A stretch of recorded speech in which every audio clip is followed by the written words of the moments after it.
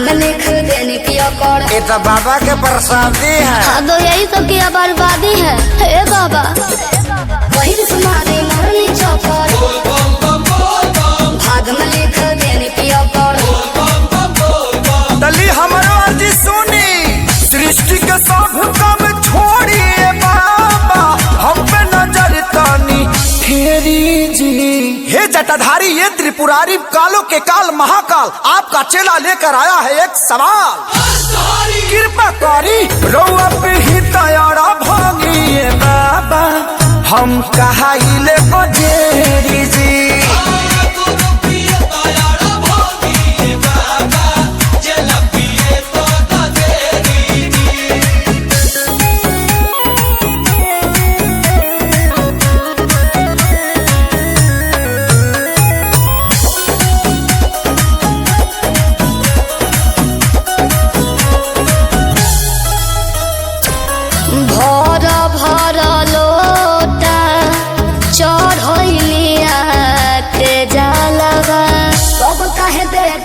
बाबा वैसन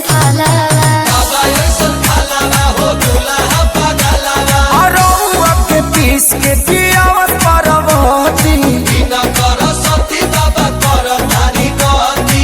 मारी के मंतर जाटा से बाबा, घाटा के जैसा न घेरी जी। खटल गुमान जाता और तसान जाता, ये बाबा प्रतिष्ठा में प्राण जाता है, लड़का के जान जाता।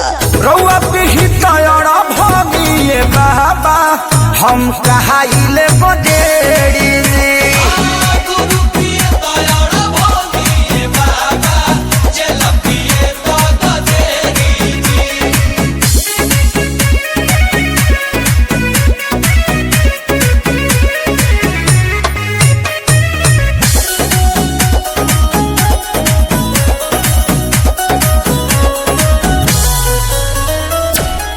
कावना जनम के बदल सधवने, ऐसन कमार से लगन लगवने।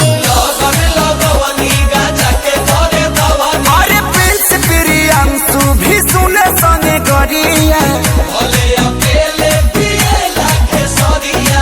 दिहरी एक्शन ले ली न एक्शन, अब जनी करी बाबा देरी जी। बचाई के घंटी कहत बंटी, ए बाबा तनी दुखे बेअसुओ के जनती, और सौरभ के रउआ भी तैयारा भागिए बाबा, हम कहा ले बजेरी।